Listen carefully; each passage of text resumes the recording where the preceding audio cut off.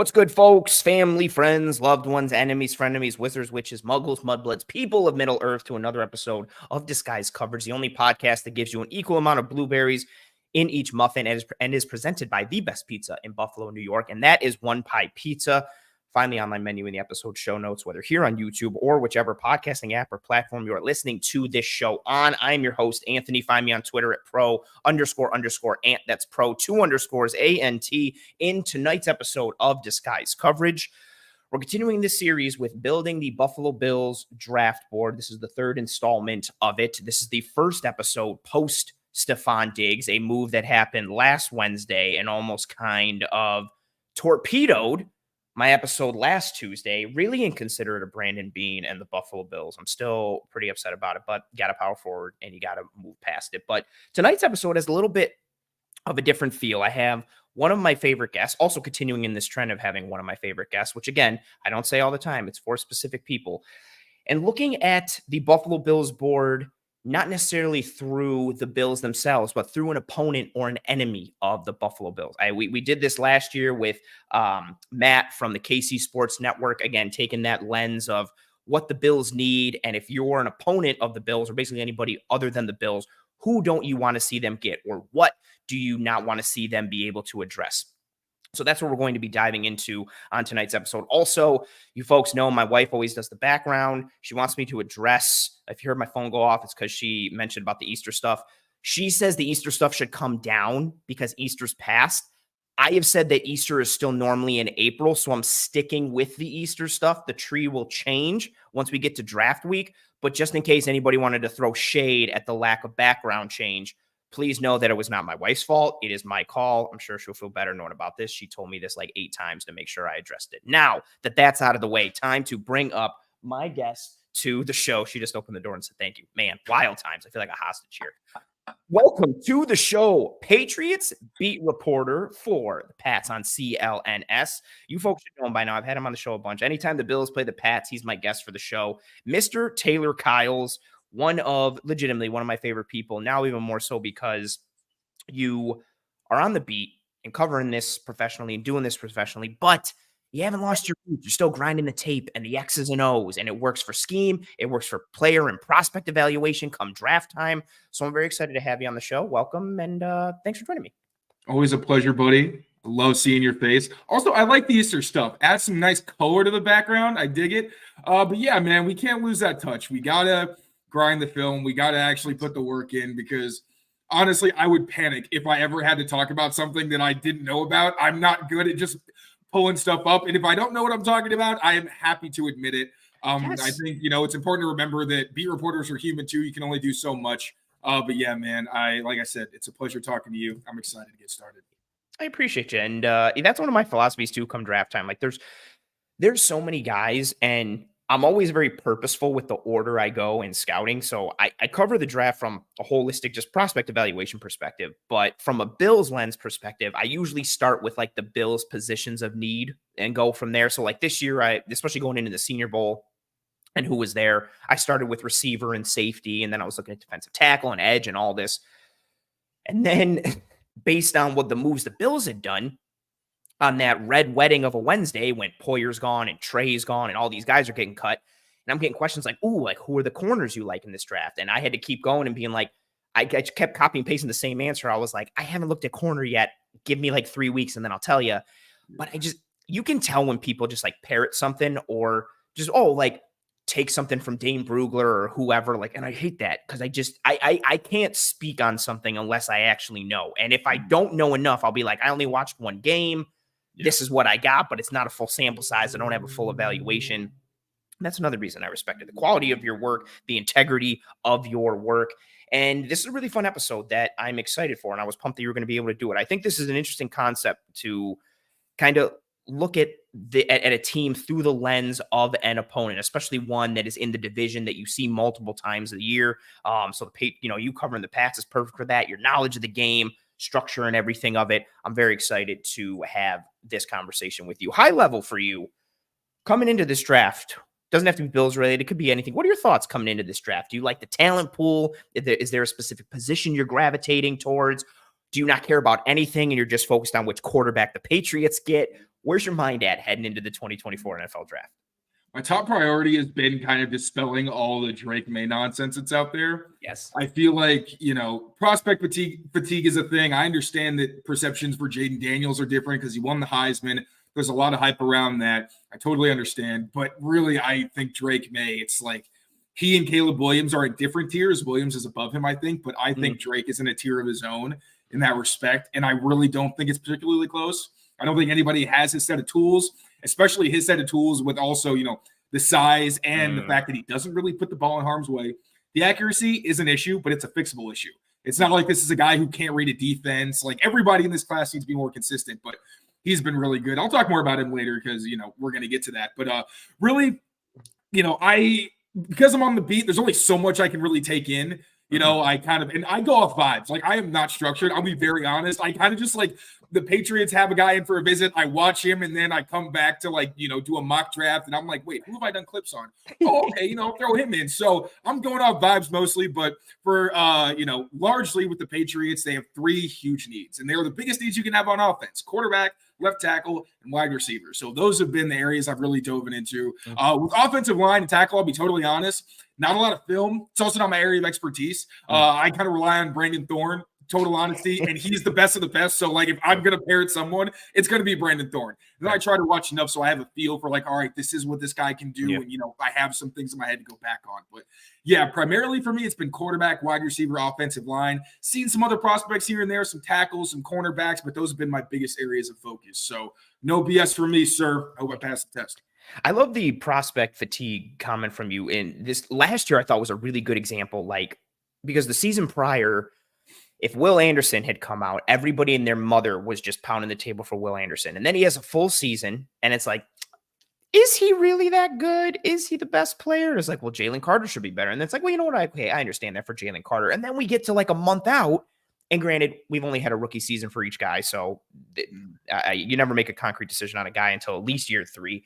But say it louder for the people in the back, please. Not this audience. This audience is fantastic, but geez, that needs to be, said a little bit louder for the national audience. But positively or negatively, you can't be like, man, this guy was great as a rookie, he's going to be an all-pro, or man, this guy didn't do anything as a rookie, he sucks. It's no, you can't do that. But as we got closer to the draft last year, and I understood it because traits based and traits versus production and that conversation that's so prevalent now. But the amount of people that were just like, I think Tyree Wilson is edge 1 and Will Anderson is 2. You know what? I take Tyree, and I was like, what? Why are we doing this to Will Anderson? It's right? He doesn't really have enough moves, and he doesn't really. It's like he just dominates. That's all he does. Well, he only has speed to power and a bull rush. Fine, it works every single time, and he also plays the run. And then look what the rookie year what he did, helping to spearhead that defense for Houston versus Tyree Wilson just being absent on pretty much on tape and on the box score. Week after week for Oakland. Again, different trajectories and timelines, but I feel like we get that so much. And my thought coming into this year was we're going to see that for Caleb Williams, which we did. And yeah, Drake May, a lot of it too. I don't know what it is with Jaden Daniels. I don't know if it's because of, when he left Arizona State and his teammates took all his stuff and threw it out because they hated him so much. And I don't know if it's I remember immature to me. I was like, I feel like that's not a reflection on him. That's just college kids realizing we just lost a great talent and we're pissed and we're going to do, that one I don't hold against him personally. And I don't know if it's like that or the emotion, my dad went to Arizona State. So obviously we support Arizona State, but I don't know if it's because I watched all those Jaden Daniels Arizona State games and they never won. And I'm always just like, I hate you. And then he went to LSU and won the Heisman. And I'm like, God, I hate you really still. But you just, it's funny to see the journey that he's been on, the journey that McCarthy has been on, and juxtaposing both of their draft journeys with Williams and May. Earlier in the year, it was just Williams and May, and the people who wanted to put May over Williams. Then this season has gone along, and it's like, no, May sucks too. You want McCarthy and you want Daniels, and prospect fatigue is super, super real. So I love that comment from you, and I think it sets us up in a really good direction for this episode. So again, folks playing at home, another episode where we're building this drills baft board. 9 minutes in, I'm falling apart already verbally. This is terrible. Building the Bills draft board. But the focus in this episode is through the lens of an opponent, through the lens of an enemy, through the lens of a non-Bills related person or the Bills team itself. What do you not want to see them do? So on and so forth, all that type of stuff. This show, of course, is presented by One Pie Pizza, the best pizza in Buffalo, New York. Find the online menu in the episode show notes, whether here on YouTube or whichever podcasting app or platform you are listening to this show on. Before we get into the enemy-specific things, we're going to hit some high-level stuff for the Bills, which I've been doing with all the guests that have been on this show. So, Taylor, we're just going to start with some, broad stuff, but obviously weave in some details, prospect-specific, scheme stuff, whatever you got. The floor is yours. So the top 3 things that the Buffalo Bills need to accomplish in this draft, you can start with your third or your first or your second, whatever you got. The floor is yours. I'll start with my third. Safety. Okay. I feel like that's pretty obvious. I like Taylor Rapp. I like him better as a third safety, as a rotational guy. I don't love him as a starter. Mike Edwards, kind of the same category where, he's had success. Can he be a starter? Sure. Much more comfortable with him as a spot starter. But I also understand, Micah Hyde and Jordan Poyer, fantastic players, a lot of respect for them. But the injuries and the age were undeniable factors. And the fact that you don't have just, you're not missing one starting safety, really quality starting safety, but 2, that's terrifying. Now, this is coming from someone who followed the Patriots in 2011, the year that Devin McCourty really late in the year had to move to safety because they didn't have any safeties. It is one of the most frustrating places to be as a fan when you cannot cover the deep part of the field.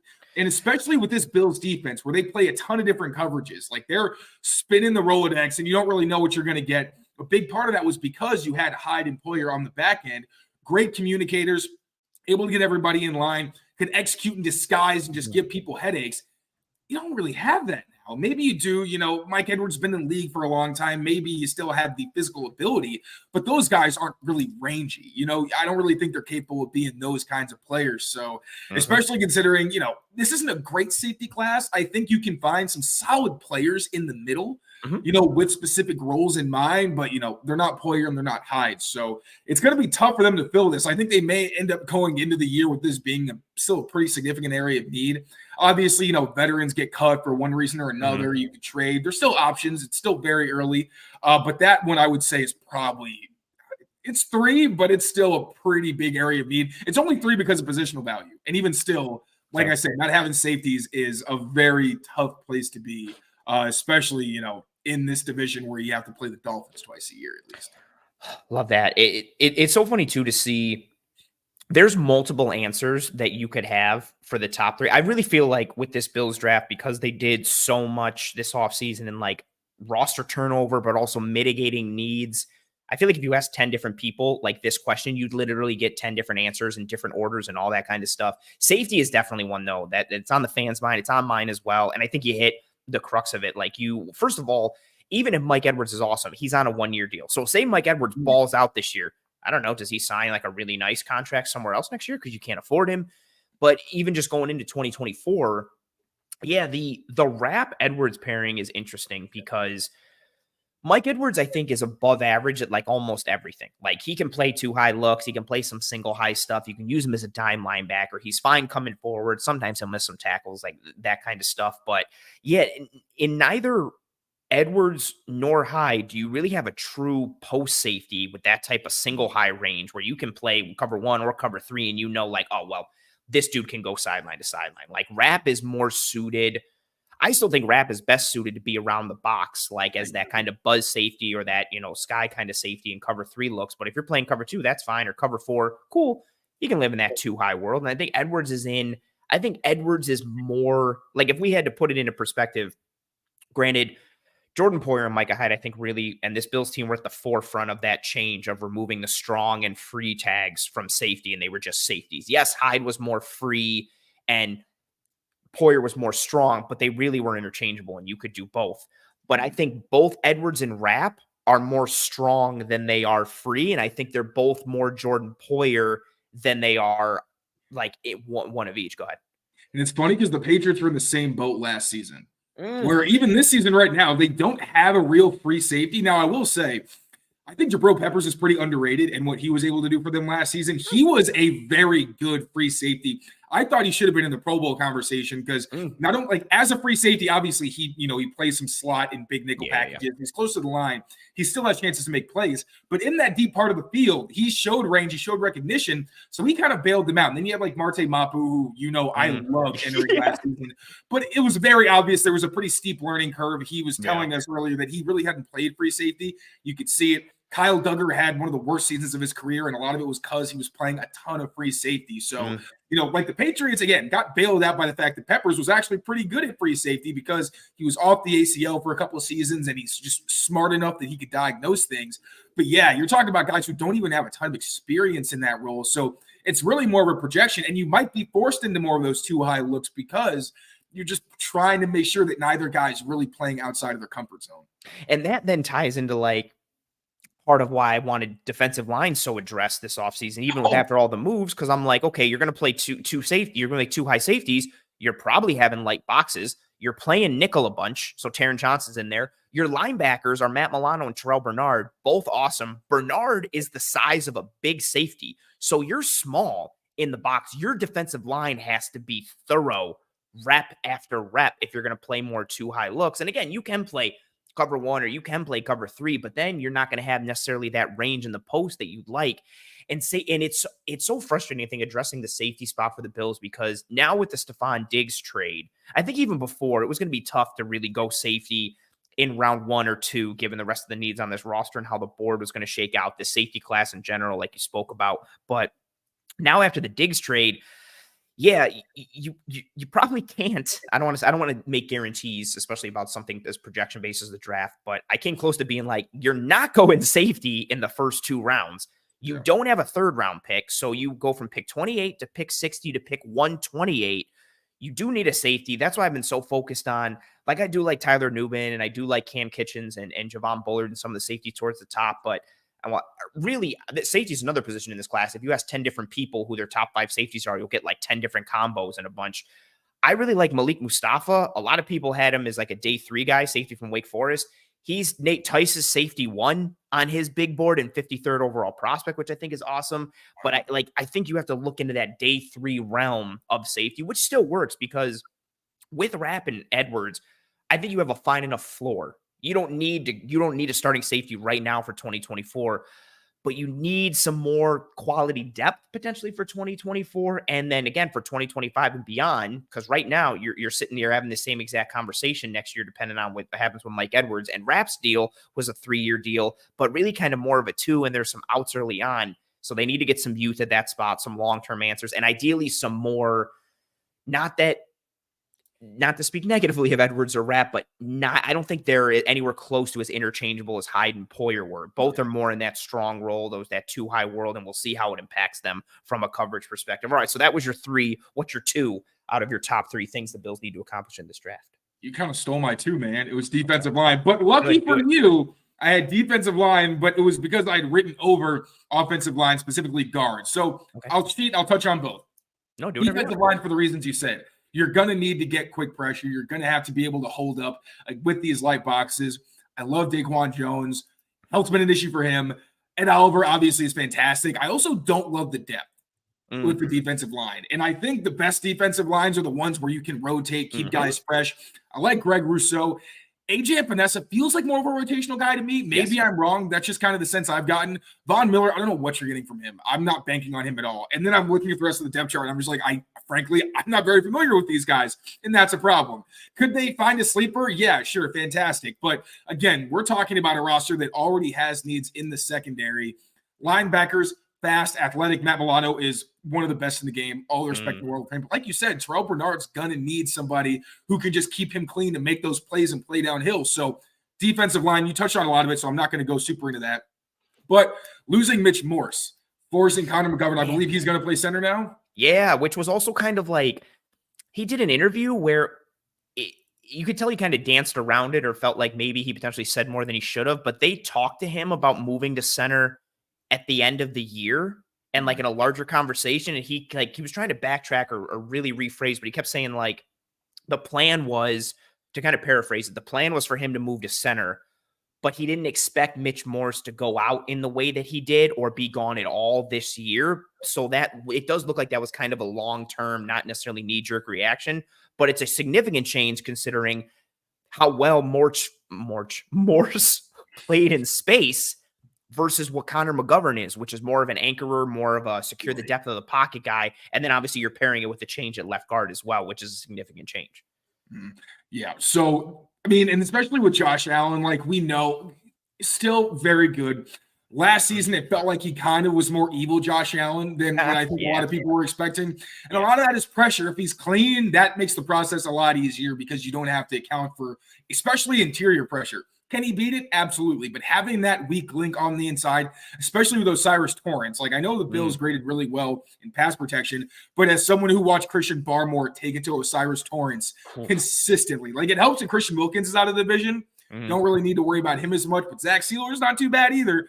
But yeah, you hope that Torrance will be able to develop and maybe be more technically sound so we can compensate for the fact that he's really more of a big guy, not the springiest guy. I don't even know if that's a word. We're struggling with the words here. But yeah, I really do think the interior of that line for sure is one where I'm thinking you might want to get a quality guard in there, which again is also hard because of the first need that I have here, where I think the Bills might need to double dip, and that's just going to really emphasize finding depth. And obviously, finding interior line depth, if you're looking at a position where you're kind of look more on day 3, that's where you'd like it to be. But still, you're putting yourself in a tough spot. No, absolutely. And I think your line call is spot on. But before the Diggs trade, my sneaky kind of pick in the first round for the Bills was corner potentially, just because Rasul Douglas is a UFA next year. Kyrie Elam's your corner 3 this year. You don't really know what you're getting. And just with how I think the first 27 picks will go, I think you're sitting there at 28, and there's going to be a good corner that is going to be sitting there that could be a CB2 this year, even if you don't need it, and be a CB1 next year. But the bigger one that I thought was going to be interior offensive line, like if Jackson Powers Johnson fell or if Graham Barton fell from Duke, I was sitting there thinking, boom. And everybody, even before the Diggs trade, a lot of fans were mad, being like, oh, you got to get a receiver. You got to help Josh Allen. Blocking also helps Josh Allen, especially on the interior. And I know that Edwards is penciled in as that left guard, but 2 years, $6 million, that's not a long-term commitment. 2, you can get out of it this year or next if you really want to. 3, he gives you a fine floor, but you could still do better. And I will never complain for a pick from a team that is either offensive line or corner, just because I think those positions are premium. Dudes get hurt and banged up at them all the time. And so I thought interior O-line was a sneaky one. Defensive tackle and edge, D-line as a whole was the biggest need for the Bills this offseason. They had nobody under contract. And I think you laid out everything pretty well. And if we start with edge, it's something I've echoed on this show. Greg Rousseau is a 1 against the run and a 2. If you're looking at like edge 1, edge 2, he's a 2 versus the pass in terms of pass rush. He's still putting things together. He's effective. He keeps getting banged up, lower body stuff, which is unfortunate, but he's been a really good player for them. Like overall, he's one of the best run defenders at edge in the entire league. Probably one of the best run defending defensive linemen. He's still putting together some pass rush stuff, but he's still effective. Von Miller, I don't think Von Miller's going to be a 1 this year. I'm hoping he can be a 2, but I feel like realistically it's more like a 3 or a 2.5. And then AJ Epinesa is who I liked, and I think he's still ascending. Right now, he's a 3. I think at best he's a 2. And then you got Casey Toohill, who you signed from Washington. You've got Kingsley Jonathan, who you have for the past couple of years on the practice squad, who's shown some flashes that I like. But you really don't have who's Greg Rousseau's running mate, and then aside from that, who is the 3rd or 4th man in your rotation?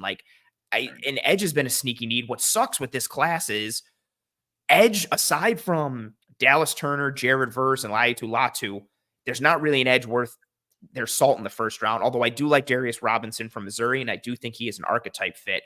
But the edge class isn't the most thorough or the most deep. And again, you're probably looking at 1 on day 3 based on what you have to do early with these moves. And defensive tackle, similar boat as well. I like that they signed Austin Johnson after they brought in Daquan Jones, but you need a legitimate backup 3 tech to Ed Oliver. You do not have that right now. And also, again, with how you nailed it, the Bills rotate a ton, just like everybody does in the NFL on their defensive line, just like college football does. You really need, it's not even just a top 4. You really need a solid top 6 minimum, or ideally, if you're trying to roll closer to like a top 7, you need to be able to have hockey style defensive lines up front where you can just have line changes and you're rolling and you're keeping everybody fresh and there's minimal drop off or you're mitigating that drop off. And that's also a reason why, again, before Diggs was traded, my hope in round 1 was like Barton or Jackson Powers Johnson would fall, or Johnny Newton from Illinois, who I absolutely love. And then you're putting him in a rotational role behind Ed Oliver. And then on passing downs or known passing situations, it's Ed Oliver and Newton as the starters on the interior, or you can get fun and move Ed out to edge or kick Johnny out and do some different things. But then you have a real solid top 3 on the interior. But alas, some things have gone differently now for the Buffalo Bills and their board because of the trade of Stefon Diggs. And I'm guessing your first thing that the Bills need to accomplish in this draft is wide receiver. You guessed good. I mean, I like me some Mac Hollins. I like Mac Hollins. Curtis Samuel, I think, is a good player. And I like it for the money they got him for. Basically, the 3-year, $24 million deal. Like, that's fine. All these guys look better when paired with Stefon Diggs or a true number 1. And with him gone, it's understandable.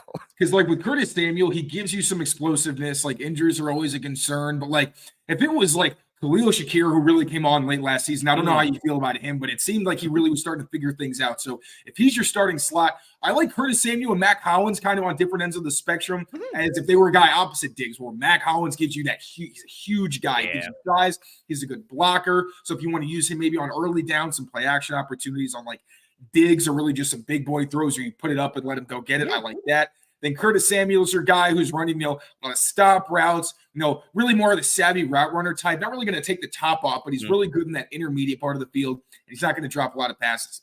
Yeah. If you have a number 1, I like that rotation. But now it's looking like, what is Mac Hollins your X and then Curtis Samuel's your Z, or Justin? Like Andy Isabella is someone who Patriots fans have just been, and KJ Hamler actually too, or guys that Patriots fans are just gaga for. And I'm like, why? Dude, Andy Isabella balled out a little in the preseason, and the amount of course he did. Of course, he did. And I started calling him like Andy go to Bella just because of how people were talking about it. Like there were so many people who were like the prophecy has been fulfilled when it came to Andy Isabella. Like and I get it. He's like fun. It's so funny that Pats fans see him that way, because he was a hot topic in the preseason for the Bills. Just he had all these great reps and he was shining in practice, and so many fans were. He's the guy who will look amazing against that level of competition because he has physical talent. Yes, and he's not really like a bad football player. He's just not a very good football player, and he's tiny. And like he's fast, but like really, there's not a lot. I remember watching him. I was excited because I think when the Cardinals first cut him, I was like, all right, let's see what we're working with. Like, what's this guy got? And I was like, oh, I remembered his college tape too fondly. That was not a good projection. I always have those dudes too that like it'll be like year 9 of them in the NFL and we know who they are, but they'll be a free agent. And I'm still thinking of them with their college tape. And I'm like, man, I would love to get this guy. I think he could be this, and this. And it's like, no, Anthony, he's not going to be that guy. You know who he is at this point. Yeah. There's a reason that his career has gone the way it has. You always hope that maybe like he'll just like a Rasul Douglas, where he's just going to shine out of nowhere. And it's like, oh, it was just a delayed kind of career arc. But then you look at a guy again, like an Isabella, who is tiny. So it's already like realistically, the expectations are pretty small. Yes, and he just, I don't want to pick on him. That feels really mean. But yeah, this receiving core, it looks pretty terrifying, to be totally honest. And I don't really want to go in on it because I feel like it's pretty straightforward. I want to go in just to be mean, but I'm not going to. They need help. They need serious help. You need a number 1, obviously, but then I think you also want some youth to infuse there, so you have some kind of long-term options where you're not just looking at like what are I'm guessing Mac Hollins is on a 1-year deal. What is Curtis Samuel on like a 2-year deal? 3 years, $24 million. But if they wanted to get out after 2, they could. Okay. So and that's fair for him. But again, if he's your Z and maybe you have like a younger guy behind him, that's an ideal plan with like a good X kind of. But the way the situation is right now, it's just looking very average, and especially considering like Josh's play style, where you really need guys who are going to be on the field consistently, where you can get that chemistry. I just wonder how effective they're going to be and if they can earn that trust, just because I don't know if they're talented enough to really be those guys where, he's rolling to his right and he's like, oh, F it, Curtis Samuel down there somewhere. Like, is that who he is? I don't really think so. Yeah, it's not the same being like, oh, Diggs is down there, let me chuck it up. Right. It's funny how the conversation around the receiver room has changed since the trade. And I think what mitigates some of the Diggs loss is the presence of Dalton Kincaid. Like I think you're looking at, like, right now, we're just talking about, forget receiver, we're just talking about pass catchers. Dalton Kincaid is your one. And then your two is probably Samuel or Shakir. But then again, like, and I've said this a bunch on the show, like if you factor in the run game, because they're going to run the football. They have a good run game. James Cook is going to get the ball on the ground and in the pass. Kincaid is your one. Maybe Cook, in terms of touches, not just targets, is your two. And then it's Shakir and Samuel, Dawson Knox, Matt Collins, wherever you can fit in. But feels like you're tiptoeing around that receiver, though. You know what I mean? Yes, you have to. And you hit a buzzword that I've been big on. Like, they need that true X presence. Like, that's what they need. It's part of the reason, a guy who I know, and we were talking about a couple weeks ago. It's why I've been so high on Javon Baker this whole offseason since leading into the Senior Bowl. Like, my thought was, man, I also thought the Bills were going to get a third-round comp pick. They didn't. I still don't know how they didn't, but whatever. That's a conversation for another time. My hope was, going into the Senior Bowl, was like, yes, third-round pick on Javon Baker. Then he started to shoot up boards. I'm like, that's fine. Pick 60, second overall, Javon Baker. Boom, your X type. And even if they go receiver early, you still need that X presence, like that double dip, which could potentially happen. I'll save that as we go forward a little bit. But even if you went with, so I know some people, I'll just use an example. Like, some people really like Ladd McConkey. That's awesome. I think Ladd McConkey's sweet. You have to get an X receiver after you draft Ladd McConkey. Like, I really like Xavier Worthy. That's awesome. You have to take Xavier Worthy or Ladd McConkey and then draft Javon Baker. It's different if you get Brian Thomas Jr. or A.D. Mitchell or even Xavier Legette because of his profile. You need that frame, that skill set, the ability to beat press, the ability to kind of dunk on dudes or play above the catch point, play big, separated the catch point. You need that skill set on that side in those formations.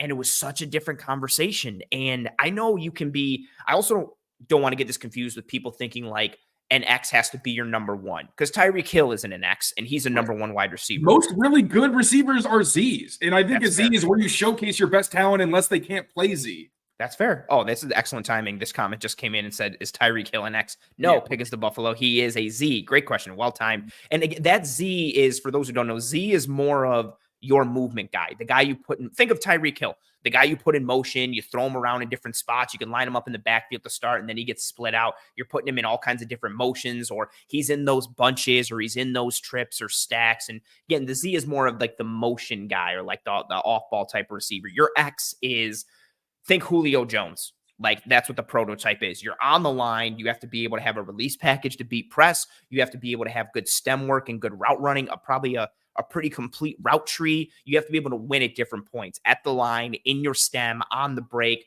jump balls, turn 50-50 balls into 80-20 balls.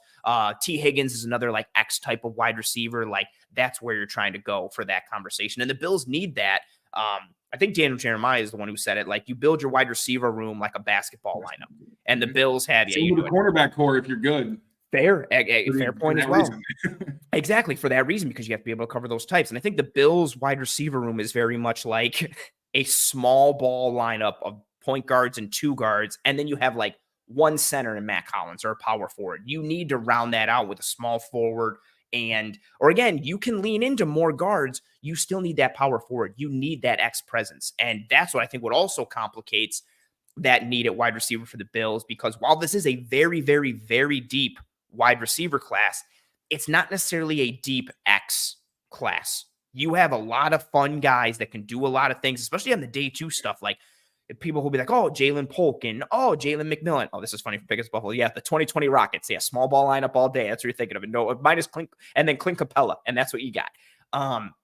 They have like that small ball lineup. You need that specific body type, that frame, that presence, and that I think also not necessarily pigeonholes them, but also pushes them in the direction and makes this conversation a little harder, because if Diggs was still there, I'd be fine if you just took Ladd McConkey. I still would rather have a true X, but I'd be fine with that. Now, with all the changes, you kind of need two receivers, and one of them basically has to be an X. Again, it doesn't have to be. You could double dip and go Xavier Worthy and Ladd McConkey. It's just going to limit you schematically because you don't necessarily have that profile in your wide receiver room.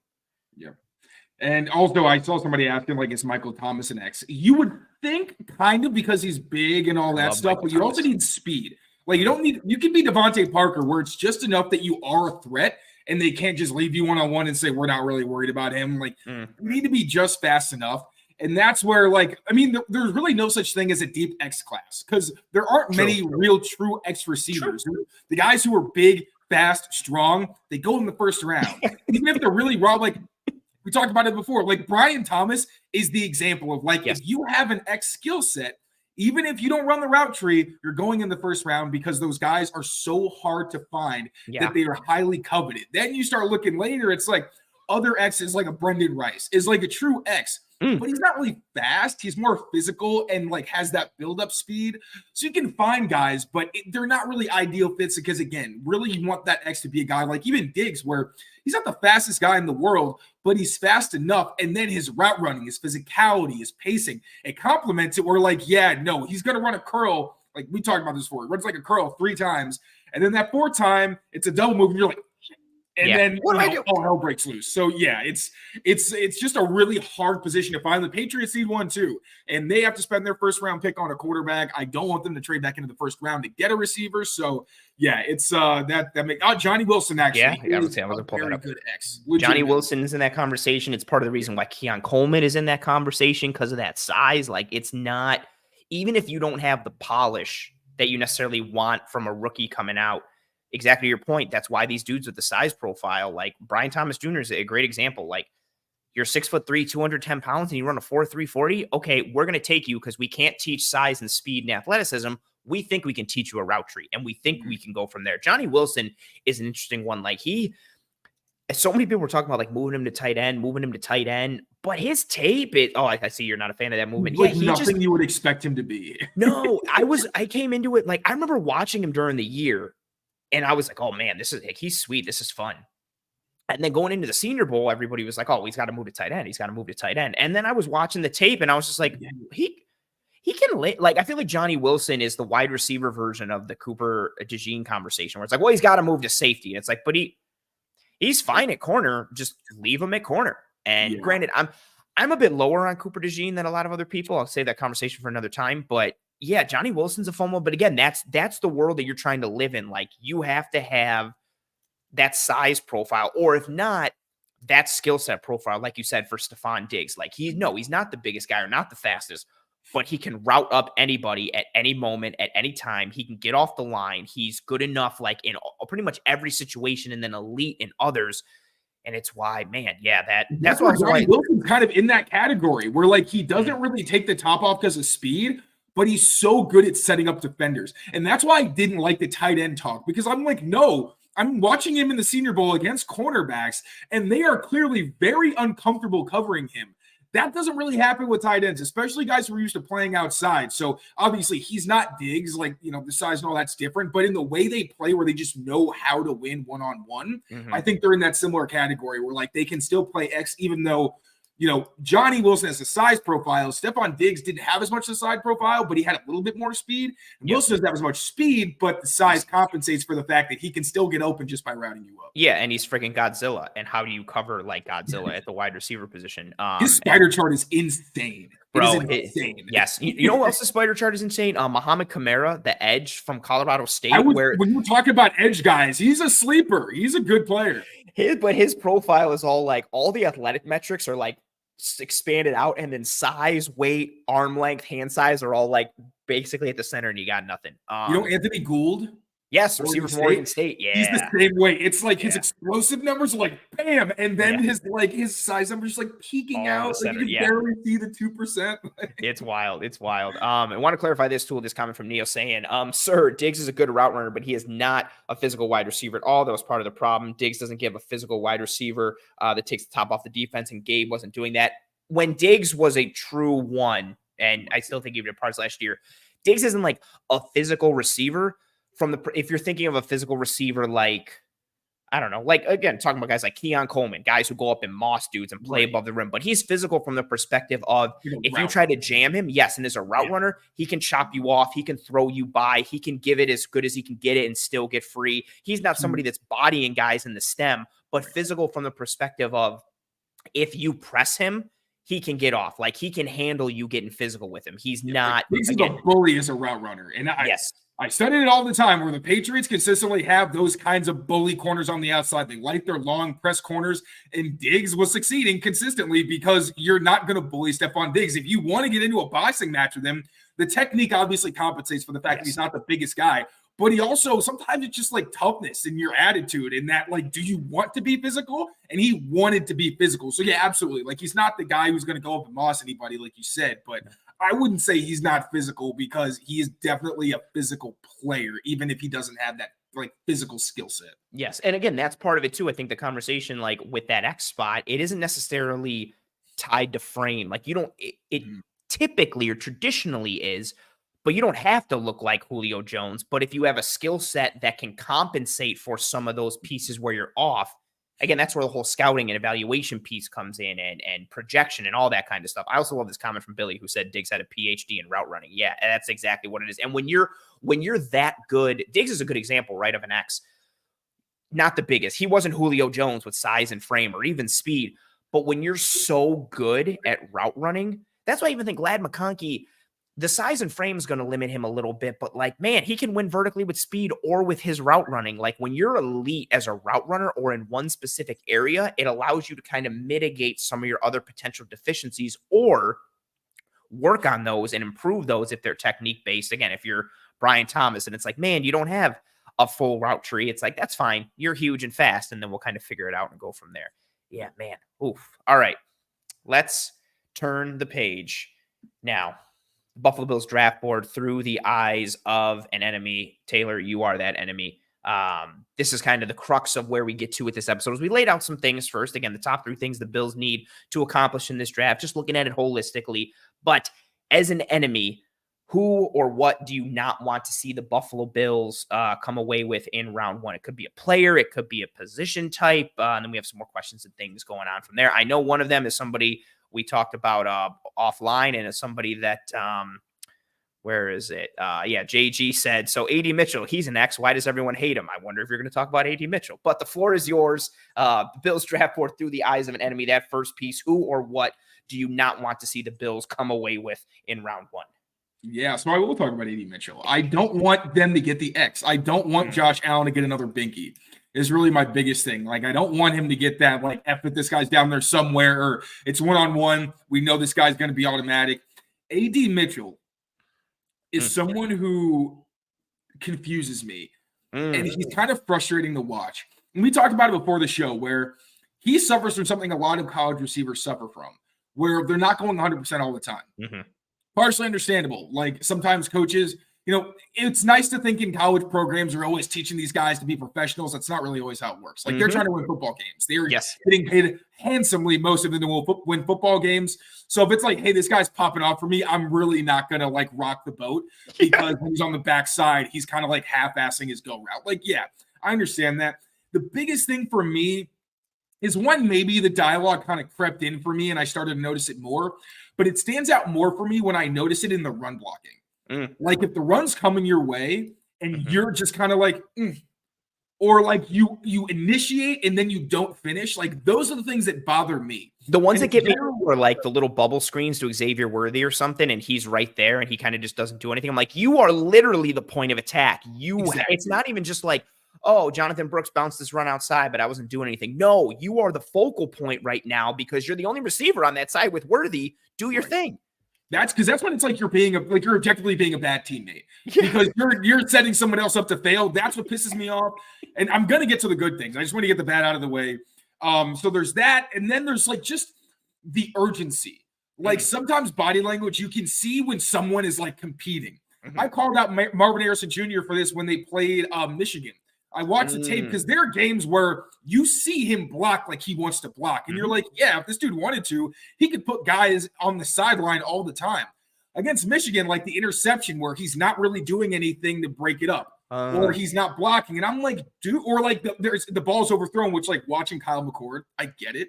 Because, oh my God, like, I was getting frustrated watching him. But there are times where you see him go like, it's like, bro, when you are going into the league as like an all-pro, I'd like to see you look like a leader or look like a professional. And AD is kind of in that realm where he's going to go in the first round most likely, unless teams really sour on him, and then maybe he goes early His second. interviews would have to be like terrible. Like Right. the effort has to be such a concern from the interviews. And I'm talking where like he sits down and he's just like, "What's up? No, I don't Like really, the Gronk, where he's just like, I'm hungover. You can do what you want. I'm not going to entertain you. Yeah. And so I'll transition into the good here, because at the combine he said, well, yeah, I'm not going 100% all the time because sometimes it sets guys up, and you can see that because there's so many times where he's kind of just like jogging up to a guy and explodes. And there's really, like we talked about it, as a defender, there's not much you can do. All you can do is wait for the guy to kind of get closer to you, because you're not going to backpedal if the guy's jogging. If he explodes and catches you off guard, you're like, oh no. And that's terrifying. It's almost like he lures you into a false sense of security where you're like, oh, he's not running hard again. And then he puts his foot in the ground and you're like, oh, damn it. And he's completely by you. And then it turns into Alabama, where the guy doesn't have a catch until the middle of the third quarter. He has 3 catches, 2 explosives, and a touchdown when his team needed him most. And if you see that and you're like, oh, like, okay, if the team really wants him to run full speed or give more effort, then like you can coach effort, or you can like bully somebody into showing more effort because you're like, hey, I'm not going to play you. If you want to run half-ass and I'm telling you not to do that, you're not going to play. But the reason I don't want him to go to Buffalo is because you talk about those ISO situations where it's just him on an island. That's where he thrives. In zone coverage, that's where like Diggs did a great job of like settling in, and he's just a really well-rounded player. AD doesn't really do that. And some of it is I'm confused because I'm like, is this the thing where he's not really going as hard? And is it like he's not really trying to find windows? That's an issue. But he can shred one-on-one coverage. He does have some issues against physicality. Like he does kind of get bullied sometimes, but he's explosive. When he wants to, he's active with his hands and he can keep guys off of him. And then once he's got you in his back pocket, like he's probably going to get past you. Not much of a yak threat. Again, an area where Stefon Diggs, not the most elusive guy, but I think with his type of physicality, it got him more yards after the catch. Yeah, he'd break tackles and spin out of stuff. And Exactly. And I just think AD is one of those guys where like he can still continue to grow and get better. Maybe not after the catch. I just don't really think his change of direction is there. But I think he can be that kind of guy where it's like one-on-one, I'm going to throw to him because his ball skills are fantastic. He's got a great catch radius. He's fast, just a really explosive guy. Besides him, Brian Thomas, we already talked about him. But again, if you're banking on the skill set, I mean, if he's going to be like kind of your Gabe Davis-ish type where he's really just running like 3 routes, like that's fine. If you're good at him, I don't really care, especially when you're explosive. He's not great after the catch either, but again, you're talking about guys who have really good skill sets and they can grow. I don't even want to take the chance. And then beyond that, Xavier Legette is a guy probably at the top really of my list where I don't want them to get him because I want the Patriots to get him. I love him as a person, which may be why more than anything I don't want him to go to Buffalo, because I don't want to root against him. I think he's been through so much. He's overcome a ton of adversity and really shown mental toughness, not just through that adversity, but like sticking at South Carolina when he could have gone somewhere else and popped off earlier in his career. Now you get all this, oh, he's a 5th-year breakout.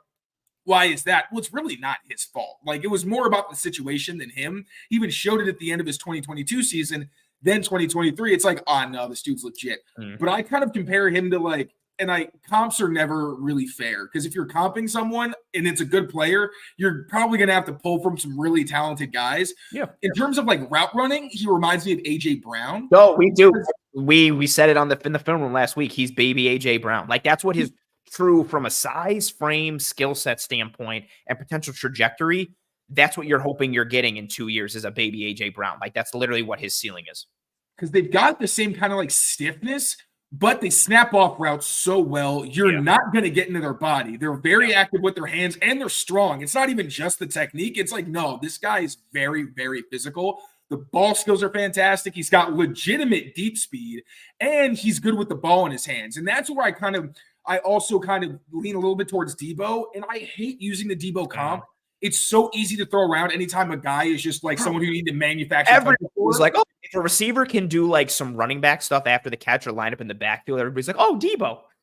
Debo is Debo. No one else is Debo, and that needs to be established. Like Treylon Burks even. You know, it's just like, no, it's like no one is that fast. No one is that good at breaking tackles. Like Debo is his own complete separate entity. But when you do talk about the fact that like he is both physical and explosive, underneath, just a combination you don't typically see because those guys are usually kind of like, again, your X's where you keep them outside the numbers. But I think Leggett, I don't think he's the best at X. I think he can serve that for a team that doesn't have one yet and just needs somebody who can win one-on-one. And then I think, again, you can manufacture touches, use him at running back, the end arounds, the underneath stuff where he can be a true 3-level threat. So, again, those are lofty comparisons.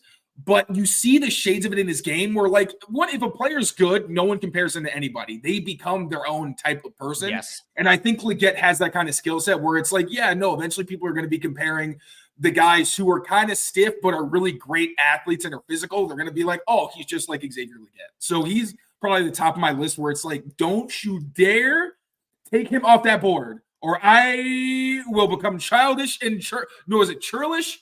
And what is it? What is it that you use?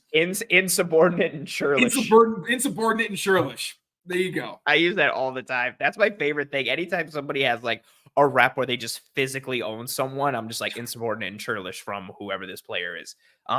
You hit on like, man, as this draft cycle has gone forward, and then even before Diggs being traded, but especially now, like you hit on 3 of the biggest hot button names for Bills fans, and I'm sure a lot of people in the chat. I think if I had to kind of like wade through everything, Brian Thomas is probably the most liked out of everyone. I think AD Mitchell is polarizing for the reasons that you mentioned. Some people aren't in on Leggett, but I think Thomas is liked the most. Leggett is actually right in there in that conversation.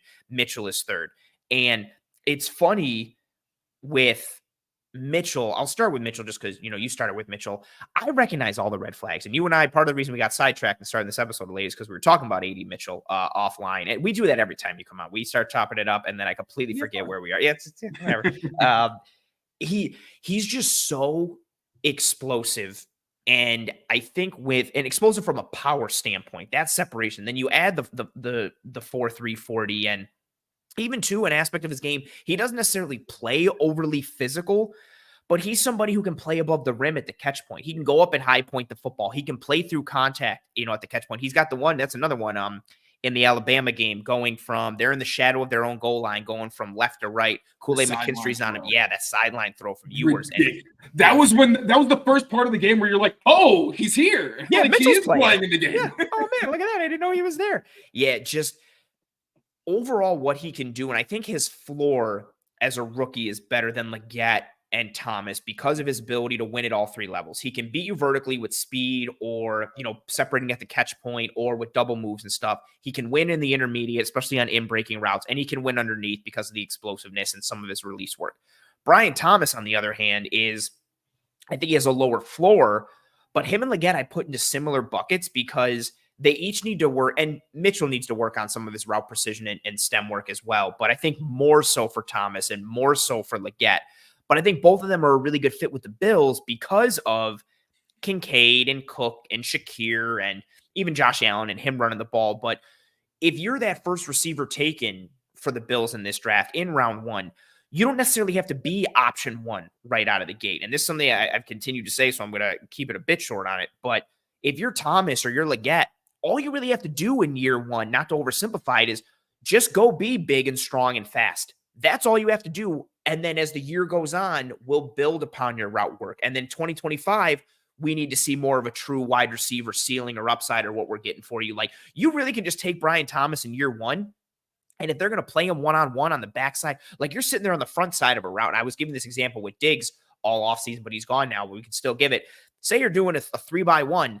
And the 3 is Kincaid, Shakir, and Samuel. And on the backside, it's Brian Thomas.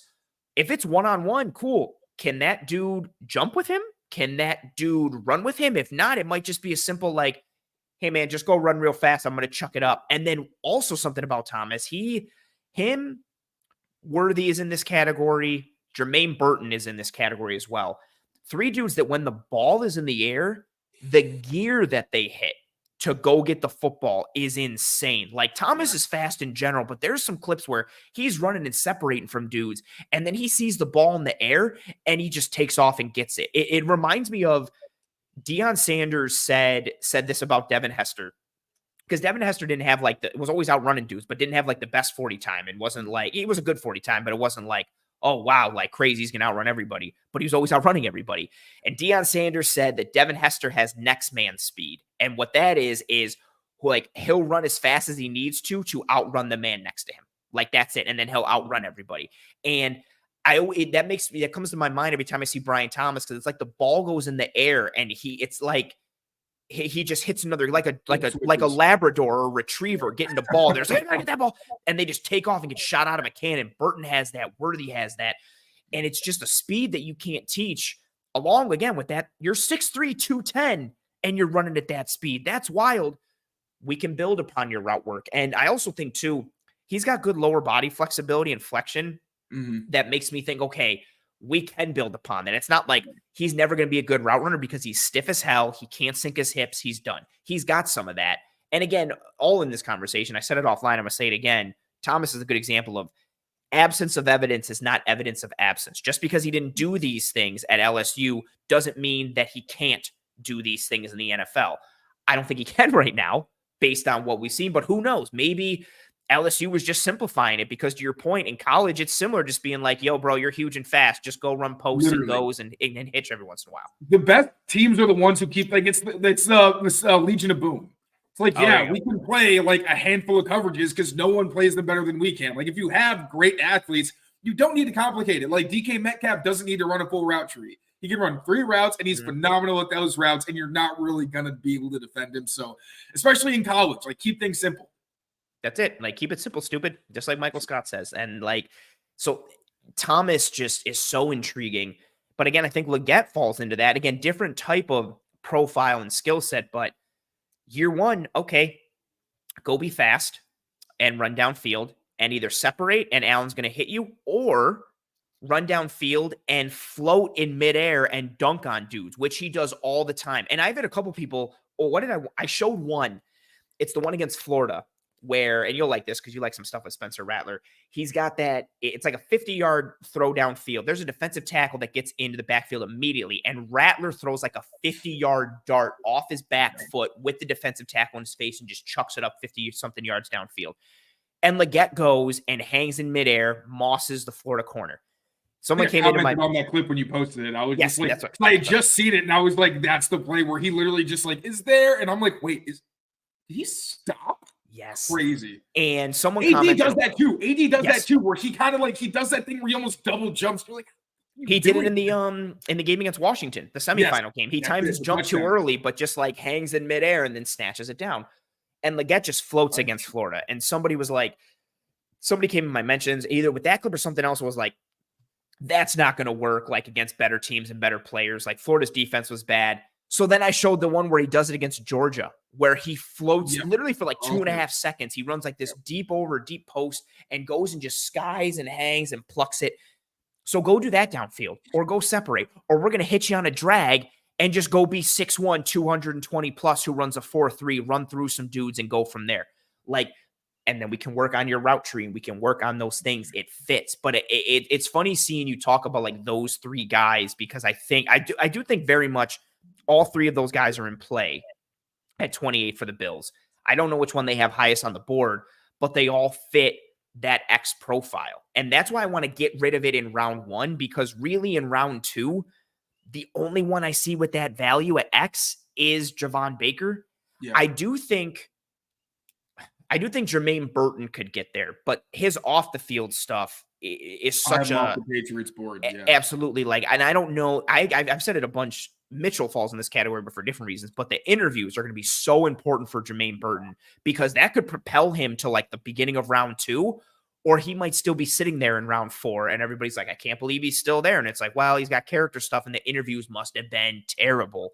I feel like if there's teams that don't have him on visits, those are teams that you can expect are not interested, period. Because it's like you can't really draft him if you haven't done your due diligence and made it very clear, like, we want to meet with you consistently to see if your answers are the same, to see how you respond under like all these things. So like, I'm sorry, I didn't mean to cut you off, but like the Patriots didn't bring him in, and I was like, until I hear it, there's no way that he's an option. He's going to be off some news boards just for that. And he had a clip, and someone commented on Twitter and said like, this is the perfect representation of Jermaine Burton. I showed a clip of, who's it against? Against Tennessee. He scores this touchdown. It's ridiculous. It's like the low red zone. No, maybe like from like the 15. releases inside, plants his right foot in the ground, and sells like he's running a corner. So the corner backs off. And I'm trying to describe it the right way. I want to show it, but I don't want to get flagged for college tape on YouTube like it's been happening recently. He puts his right foot in the ground, like stabs to go this way. But instead of putting his left foot down next, he hopscotch-esque skips, plants on his right foot again, puts it in the ground, pivots back inside, and is wide open. And the corner is thinking, oh, you're running a corner. So he hinges and starts to back up. He does that hopscotch pivot, and the corner's stuck going this way, and he's wide open. It's gorgeous. Catches it. The corner tackles him like a yard into the end zone, but it's a touchdown. He's on Burton. Burton kicks the hell out of him and just kicks him, puts his cleats right in his chest, kicks him. I made a joke about it because the dude went back far, and I was like, well, obviously Burton doesn't skip leg day because look at the power that he's generating with that kick. But that right there is like he runs this route that I don't even know like the terminology for because it's not a thing like what he does, but it's just a really well route. It's unique. It works. And then he kicks the dude for no reason. Also, too, like you didn't even need to like you won that rep. You scored. I would have understood it more if you dropped it and then the corner was on you talking smack and you were like, get the hell off me. But like you scored. You won that rep. Like you shouldn't. Dude's already down. You don't need to kick him. And it just that juxtaposition right there was if you go to my timeline, if you go to Twitter and type pro space ant space Jermaine and then go to latest, I posted it like 3 or 4 days ago. And you'll see it right now. I'm looking at it right now. Why would you and how nuts is this route? This route is so nuts. And then he kicks the dude.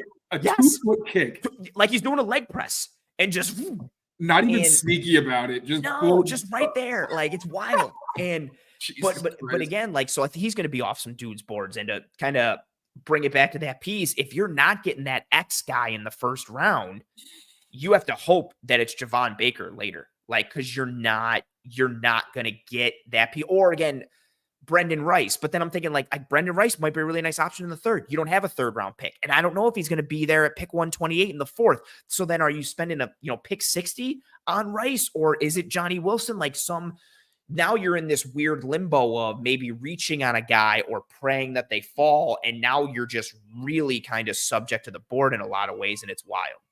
Couple sleepers I've been looking at for the Pats. One, Bub Means out of Pitt. Big reasons because Taekwon Underwood was his coach for 2 years. It's such an obvious one. I think he could be a pretty solid X. Like, I think he's never going to be like the prototype where you're just like, that big game changer that everybody wants.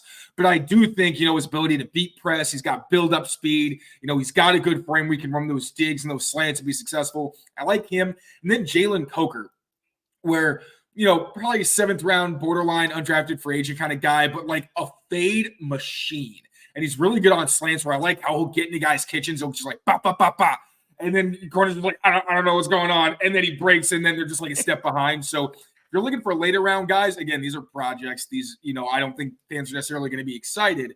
But if you do just need an X who's functional and can at least like give you some kind of vertical ability, whether it's on the jump ball or what have you, Means is more, he can get behind you. Coker's more that guy where he's going to body you up and they can, again, use their bodies to shield inside. But yeah, I mean, you don't really ever find a lot of X's in the draft, and then you have to sacrifice something where it's usually explosiveness, maybe it's size or what have you, but it's just tough when you get in those later rounds. And so on the conversation of double dip, you mentioned it earlier. Let's get into that briefly now. Like, are you thinking like, is that something you don't want to see? Meaning you think the Bills like should do that? Are you looking at this Bills team being like, you got to go receiver in round 1 and receiver in round 2? And again, through the eyes of the enemy, is that something you don't want to see? I'd like to see it because they have limited capital, especially. So I'd like to see them go early round in one position. Such a jerk. And leave those holes. That would make me pretty happy. But at the same time, if they get 2 really good receivers, like, I think that offensive line is very important. But I'm coming along more to the fact that, like, you can't have like a bad offensive line. But with this Bills team, we're like, really, if Osiris Torrance comes along, you got McGovern, he's functional. If you have just one hole and it's left guard, if you want a hole on your offensive line, maybe not. I would put left guard first because center you want to be smart. Like you don't necessarily want always a replacement level guy. I think left guard is the bigger potential need. But and Edwards isn't sexy. He gets the job done, which is like he gives you a floor, but you're just also kind of like meh at the same time. Right. So I think they are good enough, honestly, and could get by if you got like two good receivers who could be maybe not necessarily starters. Maybe one's a starter and one's more of like a contributor rotational guy. But even still, if you're talking about a second round pick, that's a guy who by next season should be somebody who is a starter for you. So I don't want to see them double dip. I'd rather see them get a safety. I do so many mocks. Like whenever I have I'll be watching like TV and there's a commercial and I'll do like a mock quick in like a minute or a break. And I keep playing with different options. One, it's so funny how angry people get with mock drafts. Like it's wild. Like I'm out here just playing games. And also like I name them after different quotes from Seinfeld. Like I'm not taking this too seriously. And people I feel like someone's going to show up at my house because I didn't take the receiver they wanted in round 1. It's wild. But like it's playing with yourself up to cyberbullying. It's bro, crazy. it really is. It really is. Like everybody is just like, oh, you didn't take this guy. This sucks. And like people are mean about it. It's rough. But I've never seen as much vitriol as I do for like mocks. And when it's too good, it's almost suspicious. It's like, wait. Yes. I had to you cheat the board. What'd you do here? Like, okay, I can't win. Respect the board. Yes. And I've been playing with the idea of like, in an ideal world for me, the Bills trade, again, the board has to fall the right way. But in an ideal world, the Bills trade back from 28 to the 30s and they get a third round pick somewhere in the 90s. That is my ideal scenario for the Buffalo Bills. Again, the board has to fall the right way. If they have to stay at 28, there's several players that I like, but I want this type of dream scenario. And I keep playing with the idea of like, okay, trade back into the mid 30s and then get Ricky Pearsall or Ladd McConkey if he's still there. But then again, I'm sitting there at 60 sweating bullets because I'm like, it has to be Javon Baker. It has to be Javon Baker. It has to be Javon Baker. Or if you double dip, you go early, say you get, say you stay and you don't trade and do anything, A.D. Mitchell at 28 or Brian Thomas Jr. at 28 or Leggett. And then you're sitting there at 60 and it's like, is it Jalen McMillan? Is it Jalen Polk? Is it one of these type of dudes? Like that combination, I think is really interesting because I think a double dip could happen. Like given, and again, it's not even just Diggs, like Trent Sherfield, again, and Hardy weren't amazing, but Sherfield's gone. Hardy's gone. Gabe Davis is gone. Stefon Diggs is gone. You replace them with Curtis Samuel and Mac Hollins. And again, I'm not saying this from a player perspective. I'm just saying from a snap share perspective. There's a lot of snaps that are up there for grabs, like with this team. So you got to replenish the cupboard a little bit at wide receiver. And it's really interesting to see like what pairings you can have. Again, mocks are just thought exercises for me, but just seeing what happens if you don't get that X early, how you're handcuffed later. And again, I don't necessarily want to go receiver, given the other needs that they have. And especially with how deep this offensive line class is, like you can get a really, really, really good guard that can start for you in 2024 and be there long-term at pick 60. But all of this pieces that go together is that idea of, okay, like when are you getting your next receiver? Because then it's going to be in round 4 and who's available and how are you pairing them. But again, on the other side of it is if you do double dip a receiver, you're getting your offensive lineman or your edge or your defensive tackle or your safety in round 4. And those positions have even more scarcity than receiver does. And it's all like this Stefon Diggs trade created such an exciting and stressful like domino effect and avenues because it's opened up like a lot of different possibilities for what the Bills could do based on how the board falls, given their needs, given the positional depth at those positions in the draft, but then also considering where their picks are. Like, again, that's a huge gap to go from 60 to 128. You're sitting there, 68 dudes are going to go off the board. That's a huge gap. I don't think it's even responsible to allow that to stay. Like, I think whether or not you want to, I think you have to try to get something to fill that out because again, this is such a talented class. There's a lot of value. I mean, every year, if you have a good scouting department, you're going to find a lot of value in those rounds. Like the Patriots made a living off of it. So yeah, I do not like the idea of just staying put with what you got. I think you need to kind of fill that middle ground so you can, you can still get good players. They're not going to be the same level of players. But also, how do you, I don't want to say rebuild, but looking at this team, it feels like the softest possible rebuild for a team with one of the league's best quarterbacks. Because, it's not – if Josh Allen weren't on this team, this would be terrifying. If I were a Bills fan without Josh Allen on this team, I would be very scared. It's like our offensive line is pretty solid. James Cook, obviously, very good. And you got good players on defense. and smart coaches, but like you still have some significant holes that need to be filled. So from your perspective, is this like relative to your quarterback situation, like a very soft rebuild? I'm calling it a revamp. Revamp. Okay. Yep. Okay. Revamp. So a soft rebuild. Yeah, soft rebuild. Basically, yeah, it's like a soft opening. Yeah, but we're not fully open. It's a soft open. It's like what James Gunn's doing right now with DC. There you go. That's exactly right. There you go. Yeah, that's what we're doing. Doing a revamp. It's like, you mean soft rebuild? No, I mean revamp. Josh Allen is Margot Robbie. Well played. Well played. I like that. Well done. Myself. Thank you. That's the comp. That's the comp. Yeah, it is interesting because especially with like the Diggs trade, right? Like a lot of the focus was, and rightfully so, like the financial black of all of it, of the dead cap this year. But it did free up money next year. And I think that's where all the moves, the Red Wedding Wednesday of Poyer going, that really saved more money this year. But Trey going forward next year, like all of these moves, I think were made with creating some more financial flexibility, some in 2024, but really going forward. And I think that is because they are revamping like the core of this team, the structure of this team. And you're going to see a lot of like new faces, and people have been talking about more from like a leadership standpoint because so many of the captains from this team are gone, like Tyler Metakevich and Gabe Davis and Stefon Diggs and Mitch Morse and all this. And it's like, oh, who steps up in this leadership role, yada, yada.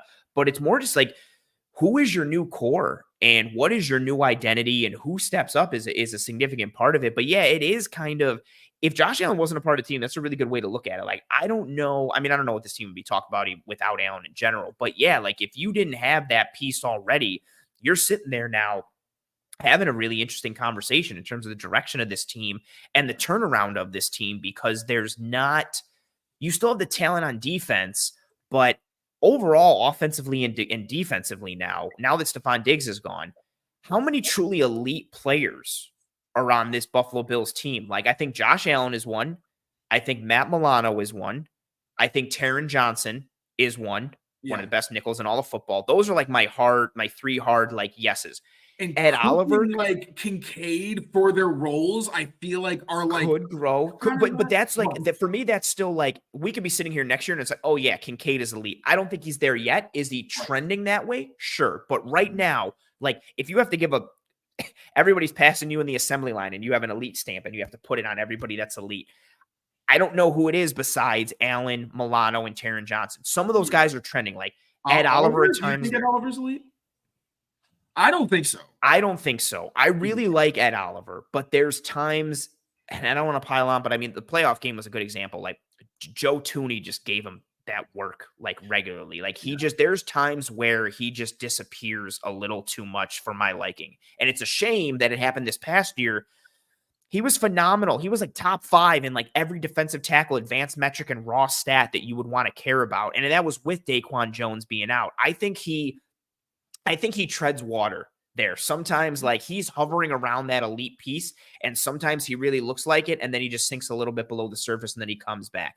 So he falls into that from time to time. If Greg Rousseau becomes a better pass rusher and continues on his trajectory, I'm sitting there thinking he could be elite because he's already one of the best run defenders at football at edge. If he puts it together as with a pass rush perspective, oh boy. I also think, again, I know he's undersized, Terrell Bernard, if he continues on his trajectory with the year 2 that he had. But hard, elite players that you have right now, I really think it's only 3. And if you took out Allen, not only do you lose one, but it's also the quarterback, then it's a completely different conversation, especially when you're trying to fight fire with the Chiefs and the Ravens and the Bengals and the Texans, who I think are going to be a really big problem this year and and years to come. Yeah, that's a really good way to phrase it, like, or look at it, like, because I don't think people are looking at this team thinking, oh, this is a rebuild, but it kind of maybe is a little bit.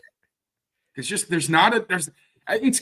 it's kind of reminding me of, it's not like the Patriots, obviously they've got so much, but even if like they draft Drake May, it's a situation where it's similar, where it's like they are functional. Like they can still be a competitive team. And obviously the Bills are in like a different category. Honestly, I shouldn't have done that, but just like looking at it, it's in a similar situation for the draft where you do as much as you would like to do a certain thing early on.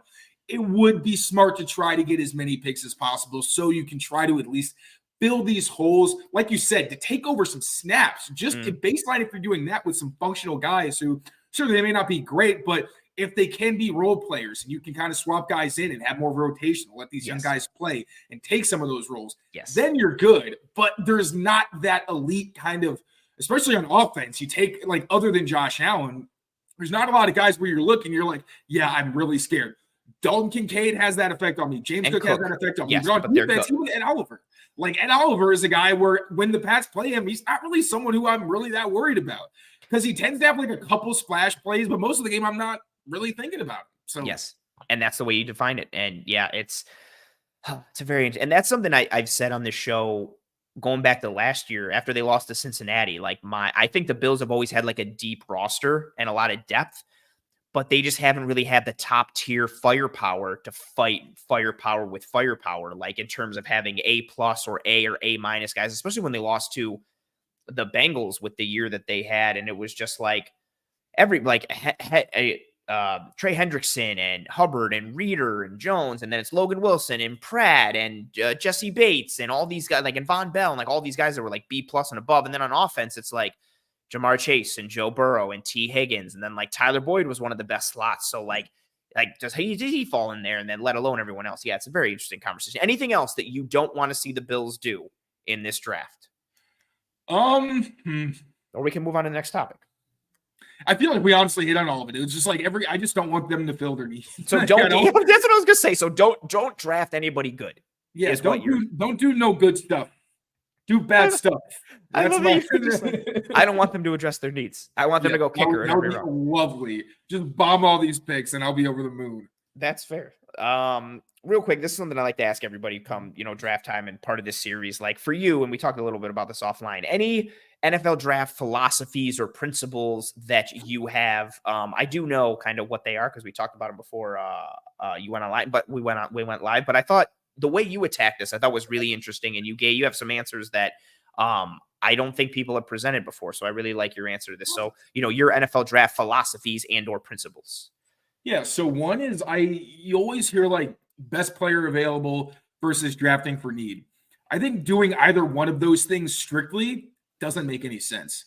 If you're going best player available and the best player is a safety and you have 3 good safeties, then what are you doing? Especially if those are guys where like, it's one thing if maybe you have a guy whose contract's expiring, but like you got to think positional value. You need to think, all right, if I have a bunch of guys who I plan on having here for like 3 years, and I'm going to draft somebody with like a top 50 pick, he's going to be on the bench.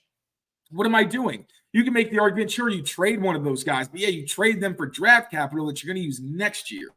So it's still like just a weird situation, I think.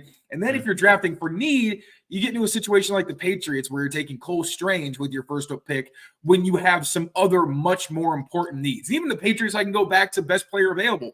I love Christian Gonzalez. I really like Keon White. I think you can absolutely argue they were the best players available. The Patriots needed offense. Did they need a cornerback, a big, lengthy cornerback? Absolutely. They could have survived with somebody they got in like the 3rd round who was long and was just competitive against those kind of big guys, and then you rotate. They really needed a wide receiver. And as we saw last year, it really bit them, or even like a left tackle. So I think that's one big thing is you need some kind of combination where if you're like the 49ers and you don't really have any holes, sure, you can take the best player available because like even the Chiefs, when they took Clyde Edwards-Helaire, it was like, yeah, you can take a running back because you're freaking stacked. Like you're a Super Bowl contender. Take a player that you think is just going to, fill a need and just be effective for you. I get that. That's not usually the case. Most teams have at least a couple glaring holes they need to fill. So I don't like going just by one philosophy. I think you need to understand we have needs here, but is this player's value so good that we can maybe not get them at a better value somewhere else? Like I can get into the weeds, but basically don't just have that one philosophy. I think have a nuanced approach.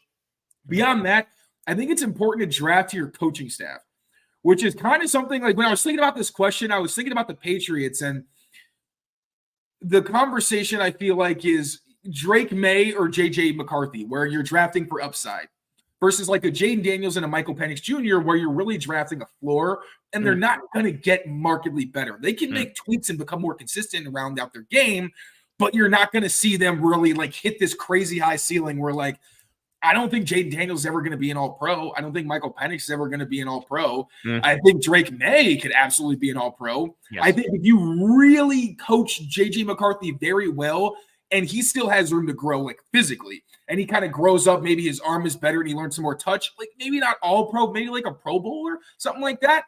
But for me, if I didn't believe in the Patriots coaching and their quarterback coach, like I haven't, before Bill O'Brien, like if it's like freaking Matt Patricia or Joe Judge, yeah, you should probably take Jaden Daniels or Michael Penix Jr. because they're going to protect the ball and they can make those big plays that keep you in these games. But Alex Van Pelt played the quarterback position, is a loose disciple of the Bill Walsh tree, is one of the few offensive-minded coaches who can actually improve footwork in season because he's repped it, he's learned it, he's coached it. Most offensive coaches are really just teaching scheme and matchups and things like that. And then you work on fundamentals, but they're not telling you like, no, seriously, do this because it's affecting your progression. So that encourages me to say, yeah, even though they have TC McCartney, who doesn't have a ton of experience as a quarterback coach, it's Van Pelt's offense. So I'm like, get Drake May. Like, don't overthink it. Don't go Jaden Daniels where it's like, yeah, he's going to be good. Like, yeah, Drake May, his one bad problem is his footwork. If you get that fixed, and that's Alex Van Pelt's whole thing, then you've got a phenomenal player on your hands. So I think if you have coaches you trust and who can develop talent, go for the ceiling because they can get that out of that player. If you're in a position where you're honest with yourself and you're saying, this coach really isn't great, there wasn't anybody better necessarily, but he's not really the kind of guy who's going to elevate someone to their full potential, go floor. Because then that floor is going to give you someone where you can put them on the field. They're going to be able to contribute. They probably don't need a lot of help. Like you can just see like, this is what they did in college. Let them do this and they will be successful. Obviously, like some coaching has to go on. Yeah. Hopefully there's some improvement and you're not the 2022 Patriots where like legitimately your coaching staff is a bunch of people who have no idea what they're doing. Oh my God, I got a little shell shock. Wild. That still was wild, man. Like their coaching stuff the last couple of years has just been so interesting. Every year that we get further, I'm like, that was so. At the time, I talked myself into it. I think for my own sanity. Yes, but I think people were still like people like a lot of analysts who like I respect and listen to. Like and I think this was like a fair point. Like the conversation was like there were so many moves that were like out of left field. That it also played into like, does Belichick know something we don't? And then you still had the aura and mystique of Belichick that people were like, this is so crazy that it's probably going to work because he would never do this unless it was going to work. And then it was horrible. And everybody was like, why? But at the time because you were Matt Patricia on it was, I remember being like, what? Like, Patricia was the offensive line coach, the offensive coordinator. He had a say in the drafting. And he was helping build another wing of the building. Think about that. That was his first year back with the team. He's helping with a building. He's affecting your draft, which is why they went to get Cole Strange and Tyquan Thornton. Yeah. And he has two of the most important jobs on offense that no one does both of. Like, yeah, it did seem like this is so crazy. He must have a plan because this doesn't even make any sense. No. It was like in Bill We Trust. That was the year where I was like, okay, I need to lay off. Like Bill is not infallible. He might be losing it a little bit. Like really. And then last year I gave him a little bit of like credibility. And then once it became clear that things were going off the track, I was like, I can't support you anymore. I'm sorry. The Patricia stuff especially made me think like, I don't know, you're watching like guys race cars and everybody shows up in these like beautiful, fast, shiny cars. And someone comes up with this old beater that looks terrible. And everybody's like, oh, this guy sucks. But under the hood, like he's got something crazy. And then the race starts and he just zips by everybody. Right. That's what I was like thinking. Like there's something under the hood that we don't know. And this is going to like work out. And I guess maybe that's just the trauma in me from being a Bills fan as like a kid where I just assume everything is going to work out for the Pats.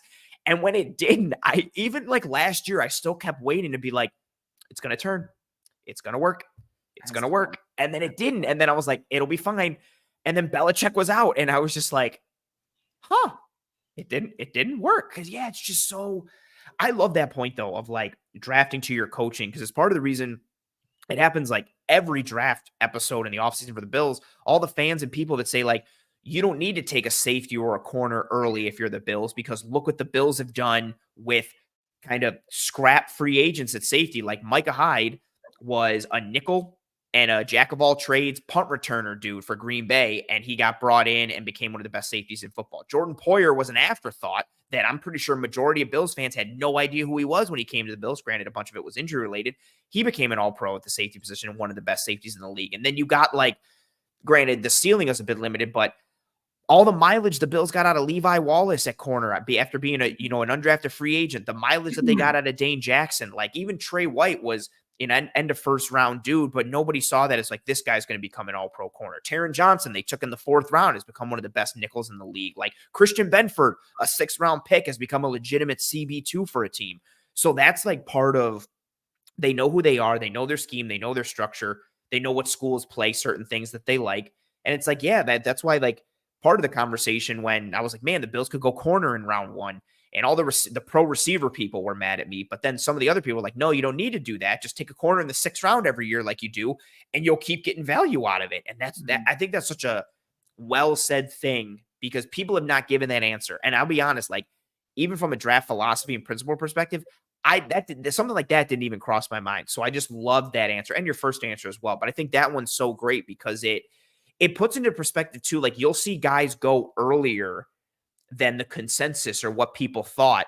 And it's like, yeah, like, man, I can't believe that guy went to this team in round 2. He was projected in round 4. And it's like, yeah, but his fit is so great with this team or with this structure, with this scheme that he can take off and become like everything you want him to be. And then a guy who should have gone in the 4th round goes in the round 2 because who he can be with that team that took him is vastly different and exponentially higher than if he would have gone to someone else in the 3rd or 4th or whoever. Like, and it all comes back to the bigger piece that I love the line. And Louis Riddick said it, I think on Twitter a couple like weeks ago, or no, a month or so ago, like organizations fail players more often than players fail organizations. 100%. And you know that. And 100%. Nature and nurture are so important to player development. And it's part of the reason why I hate that conversation of like, if the Bills just stayed pat and took Mahomes, no pun intended with the pat, but if the Bills just stayed pat and took Mahomes, they would have had Mahomes. Or if the Bills didn't trade, for Diggs, they could have sat there and took Justin Jefferson. Those players are both great, Patrick Mahomes and Justin Jefferson. But their organizations and their surroundings go a long way towards helping them to become what they became. How do we know for Justin Jefferson? How do we know how impactful Adam Thielen was to his game? Maybe Adam Thielen is part of the reason why he clicked so early. I don't know. Not to mention Mahomes gets to learn behind Alex Smith for a year, working with Andy Reid, having Travis Kelce, having that offensive line, all these pieces. One of the most amazing situations of all time. Absolutely. All time. Mahomes walked in, and obviously, like his character, and like then it's incumbent on the player to capitalize on that, right? Like the whole Andy Reid thing, where he's like, "Yeah, first 2.5 seconds, the play is mine. After that, it's yours." Some players aren't gonna really buy into that. But not only was Mahomes like obviously an amazing human being and student and a really good leader, but also you have Andy Reid, who if he says that, the hell are you going to say back? What are you going to tell Andy Reid no? Like the credibility that he walked into, and even having a mentor like Alex Smith, who was like, yeah, no, I'll take you under my wing. I'll help you out. Like it is not talked about enough how, and obviously like all credit goes to Mahomes, but I do not think you could have envisioned a better system for him, especially with Tyreek Hill just waiting in the wings to pop off. Like, obviously, the offensive line took a while before it really got into its flow, but then he evolved with that. Oh my God! Yes, but no, it goes to this. Like you can take a player who is an all-pro right now and just pluck them from that spot. You can't just pluck them from that spot and drop them into another team from their rookie year and just think it would be the same career and the same trajectory. Like nurture goes such a long way. The culture, the facilities, the training staff, the coaches, your teammates, the scheme, the structure, all of it. Like it's not just, well, this player would have been great no matter where he went. Some dudes I think that can apply to, but nature and nurture go hand in hand in the league. And I think that gets lost so much because so many people think, oh, well, Timmy sucked and he would have sucked anywhere he went. No, maybe if he went to 20 other teams, he would have been a pretty good player and still in the league. And the same on the other side. Like, well, Timmy's amazing. He would have been amazing anywhere he went. It's like, maybe not necessarily. Maybe, I don't know, maybe Justin Jefferson is only a wide receiver too if he didn't go to Minnesota or something. Or maybe if Mahomes started as a rookie for the Chicago Bears, maybe he's not Patrick Mahomes right now. Maybe he gets beat to absolute hell mentally and physically and isn't the player he is now. Like, there's so many what ifs you can play, let alone all the other like actual components structurally, schematically, and cultural. Like there's so many what ifs, and it goes to like drafting for your building, drafting for your staff, knowing what you can do, knowing who you are, and how organizations fail players more than players fail organizations. And this is the last thing I'll say on this, but like Mac Jones is the current like poster child for this. If he goes with the 49ers, like obviously, I think Brock Purdy's got like enough in his game where I think that would be wild. If he got drafted, they would have like, I think it would have been a legitimate competition. But like Mac Jones going to the 49ers, probably still a starting quarterback.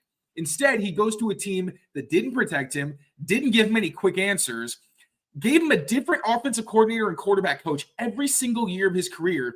Oh, and his head coach was salty at him and literally iced him out and stopped talking to him. Where it's like, yeah, you put anybody into that. You put Mahomes in that situation, he's going to sink.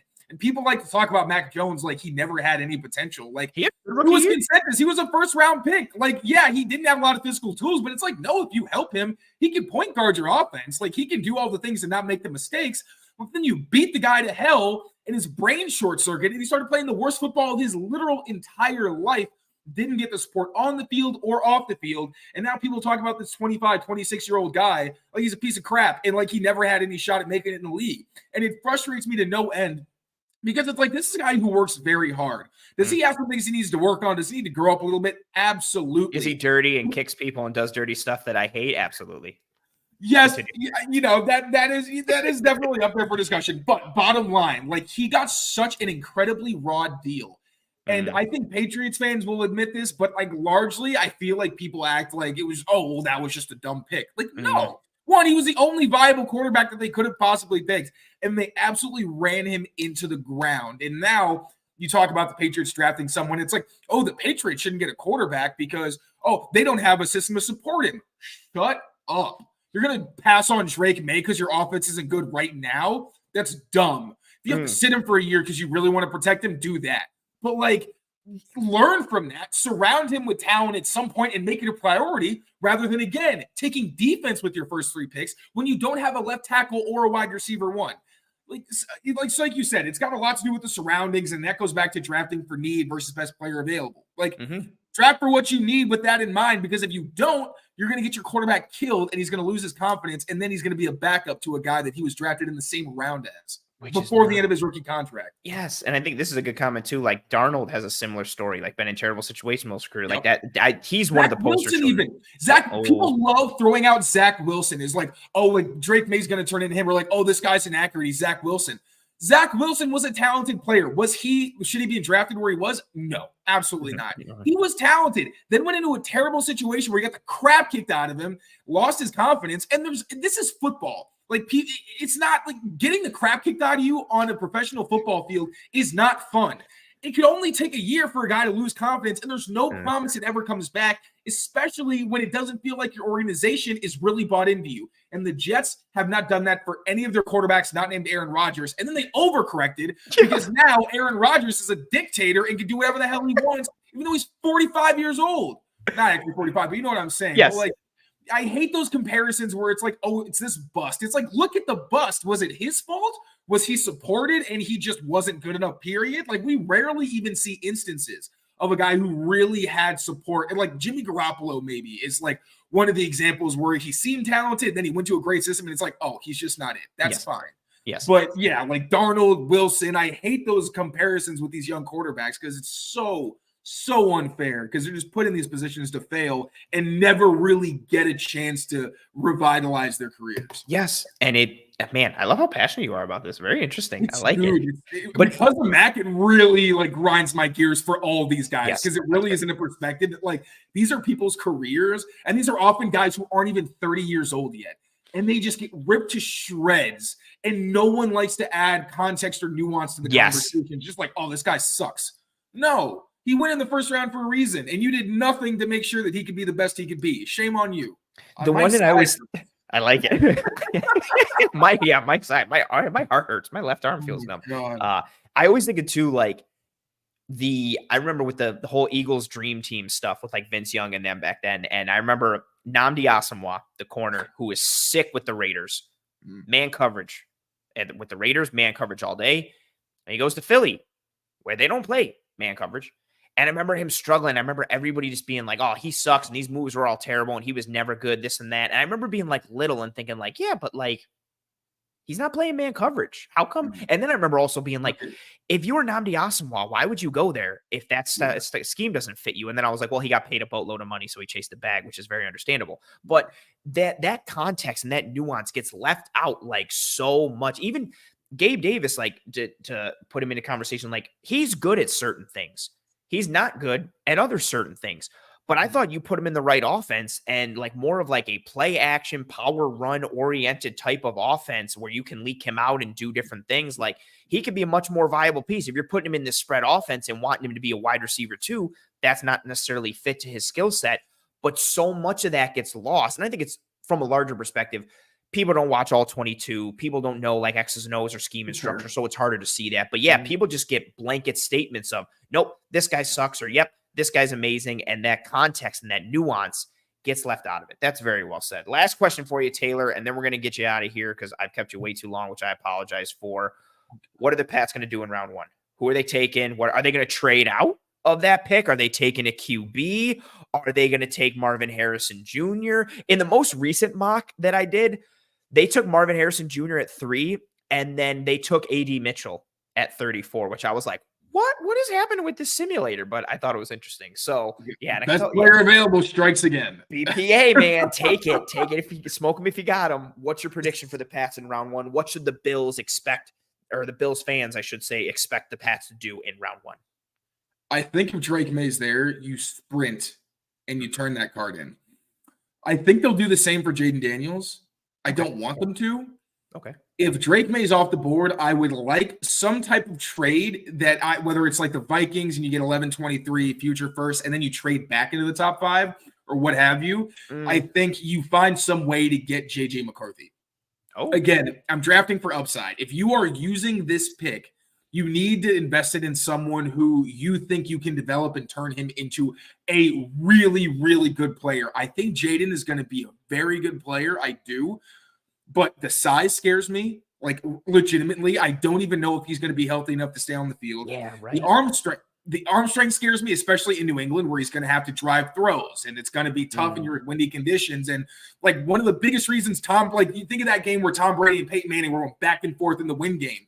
How many times Peyton Manning threw into the wind, and because his arm was shot at that point, just ducks in the air. Brady is slicing through because he had that tight spiral in his massive hands, and it's a lot easier for him. So there's that, and the fact that there's other things about his game that I think you can fix. But really, for me, also age, I think that's kind of overrated for quarterbacks. Like these guys can play until they're in their late 30s.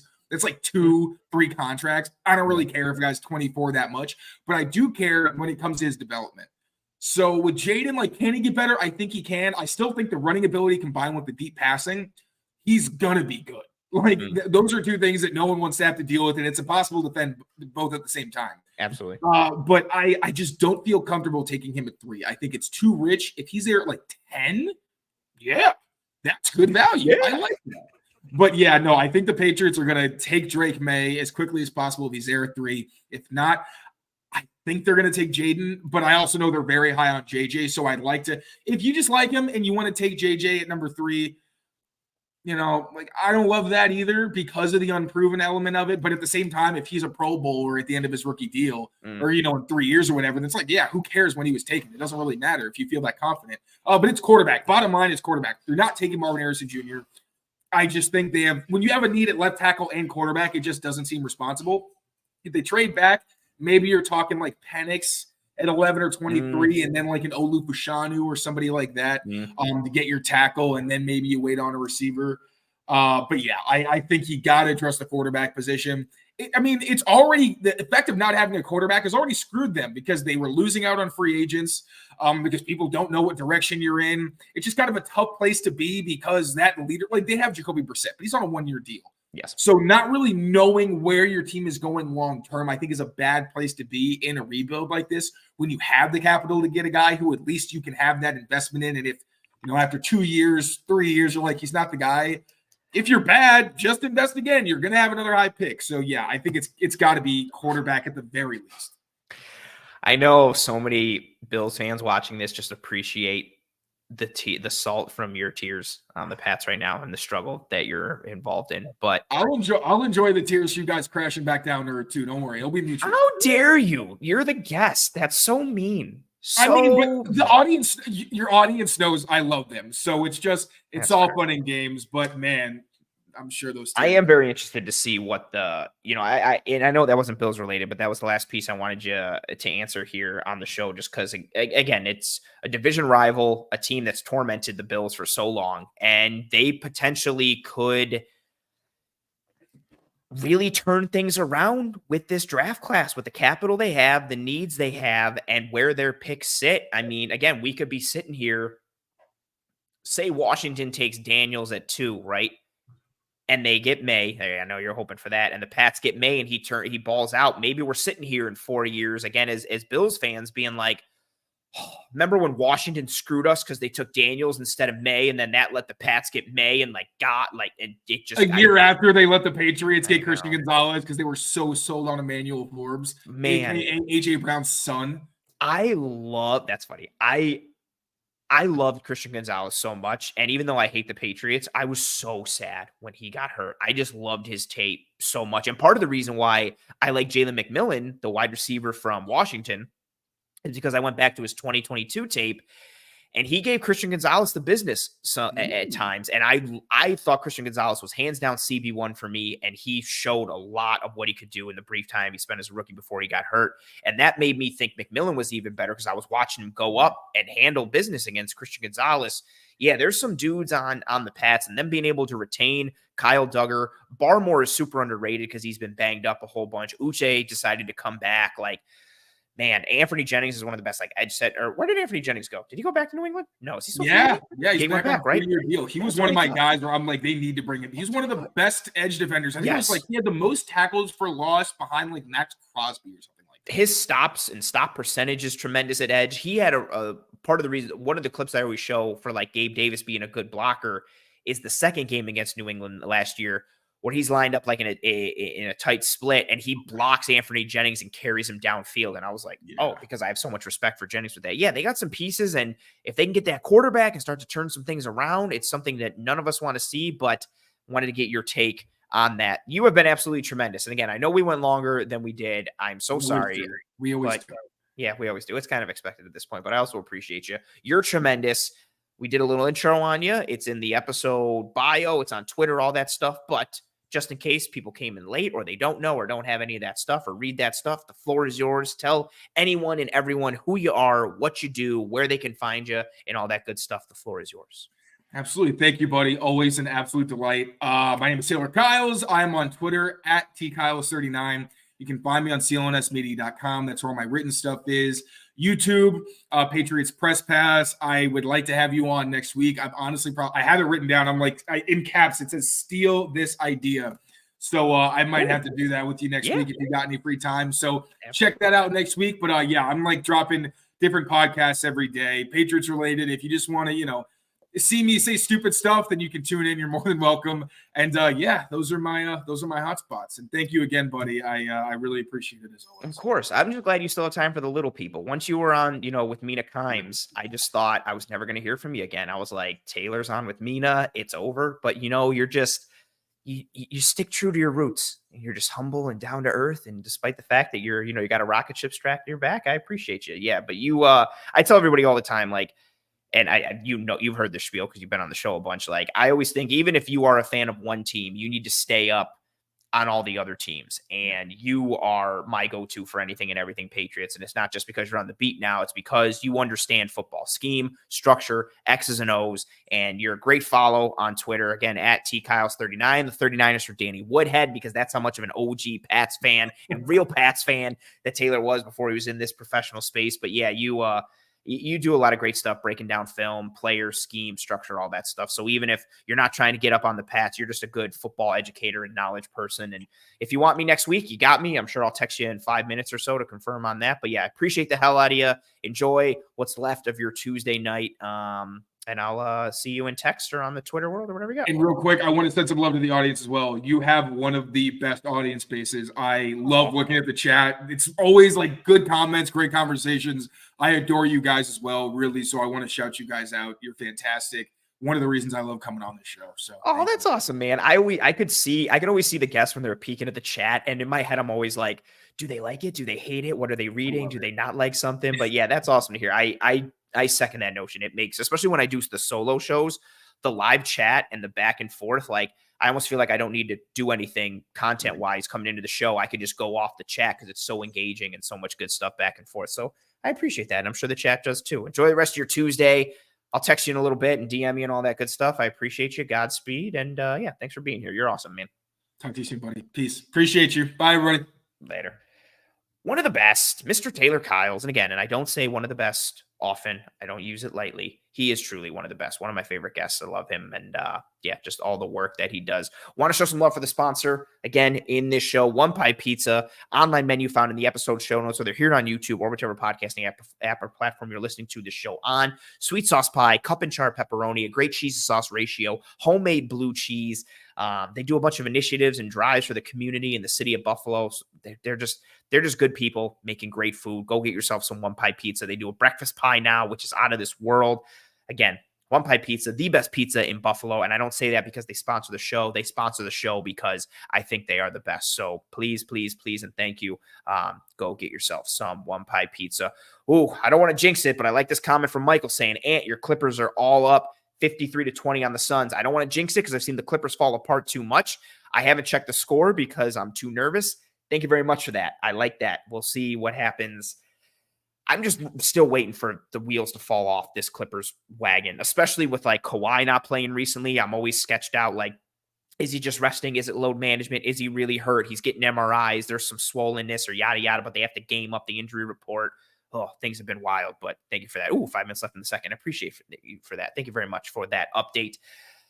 Follow Taylor on Twitter at tkyles39. Again, I'm not just saying it because he was a guest on the show. He's tremendous. Breaks down tape every week. It's not just Patriots related. It's prospect related. Dude really knows what he's talking about. And as much as he is a Pats fan or grew up a Pats fan, it's objective, great football analysis and everything that he does. So go give Taylor a follow on that. If you have not already, I said in the chat a couple times, please, please, please, and thank you. Drop a like on this video. It goes a sincerely long way towards helping myself and the entire team to track and trend in front of more eyes than ears. And I don't know if I suck or what, but I've got four down votes already in this episode, which is a lot. I guess people don't like maybe me or the guest or the predictions or the analysis. I don't know, but yeah, got to skew that ratio back up. So if you have not already, please, please, please, and thank you. Drop a like on this video. It goes a sincerely long way towards helping myself and the entire team. If you're listening, I should say, on one of the podcasting apps or platforms, that's cool too. Thank you very much for your listen or your download. Please rate and review and subscribe to Disguised Coverage on whichever app or platform you're listening to this show on. I officially threw up the banner that says Toodles, folks, because we are winding down and starting to say goodbye here. Apologies for not throwing that up earlier, a little bit out of the rhythm here for myself. But yes, if you're on YouTube, please drop a like. If you're on the podcasting apps, please rate and review and subscribe. If you're here on YouTube, turn on notifications for the Disguised Coverage playlist. Tell your family and friends and loved ones about this show and about how awesome it is. If you thought the show was terrible or that I'm awful, that's cool. Tell your enemies and try and ruin their day by making them watch this show. Many, many thanks to Mr. Taylor Kyles again for joining us. He was awesome as always. And also, I do this every week, but really, really thankful to the chat and everybody who rode with me live here in this episode. Post live views, downloads, listens are always tremendously appreciated. Whatever form or fashion anyone's support comes in, I'm tremendously thankful for. But I always say it, like, especially when I ride solo, it's awesome to see a lot of live viewers turn up. It means more than you folks know. And it's awesome for a guest to recognize the amount of viewers and more importantly, the content that's being, said in the chat, the back and forth with you folks. It's really awesome to see that and the type of things you guys say. Again, just the overall conversation like Taylor highlighted it. So thank you very much to everyone who rode with me live here on this episode and making a really great impression on Taylor as well. Appreciate your view. And that awesome energy that you folks brought. Again, if you didn't watch live, thank you very much for your post-live view, download, listen, whatever you have. Drop a like on this video, rate, review, and subscribe. If you are a regular watcher of Cover One, myself and Eric will not be doing the film room tomorrow, Wednesday, April 10th, 7 p.m. Eastern. We do have a video that is coming out, but we won't be doing a live film room. We have a project that we will be working on for some things that we're keeping under wraps. So that's taking up some time. So no live film room tomorrow, Wednesday, April 10th, 7 p.m. Eastern, but you will get some content from the film room. And yeah, that'll do it. Claude saying, Ant, you're awesome, Ant. Good night. Was he one of your favorite guests? Yeah, I don't say it for a lot of people. I know I've said it recently, but that's because I've just been playing the hits and bringing out my favorite guests recently. Yeah, he's fantastic. Oh, question here saying, can you tell me why McKinney got more money than Duggar? You know what's funny is I saw the contract projections for Xavier McKinney coming out of the Giants, and I didn't think he was going to get that much. And then he got more than what the projection was going to Green Bay. I think McKinney's good. I think Duggar's better. I'm still confused by how much money McKinney got. I know that there was a void there for the Packers, especially with them losing Savage. And again, I say this as a person who likes McKinney, but I didn't think he was going to get all that money just from a tape perspective. And I guess maybe I don't watch enough Giants ball, and again, I think he's a good player. I didn't think he was going to get that kind of money that he got. Plus the way he kind of went out with the Giants and him and Wink not getting along and some things that were said, I'm still a little surprised about. So I can't tell you why Xavier McKinney got more money than Kyle Duggar. Maybe I'm also biased because I just love the way Kyle Duggar plays ball, even though he doesn't gravitate towards more of that free safety role, like Taylor mentioned. Enjoy the rest of your night, folks. Appreciate everybody tuning in. Godspeed. I hope you and your family and friends and loved ones are all doing well and staying safe. Be kind to one another. Take care of one another. I will see you next week for another episode of Disguise Coverage. I got some cool stuff potentially in the works for next week. So stay active on my Twitter for information updates on that at pro__ant. That's pro2_ANT. Again, I hope you and your family and friends and loved ones are all doing well and staying safe. Be kind to one another. Take care of one another. I'll see you next week for another episode of Disguise Coverage. No film room tomorrow night in terms of a live episode. We will be dropping some kind of content related to last week's episode. Until next time, until next week, whenever I see you, Godspeed. And as always, go Bills.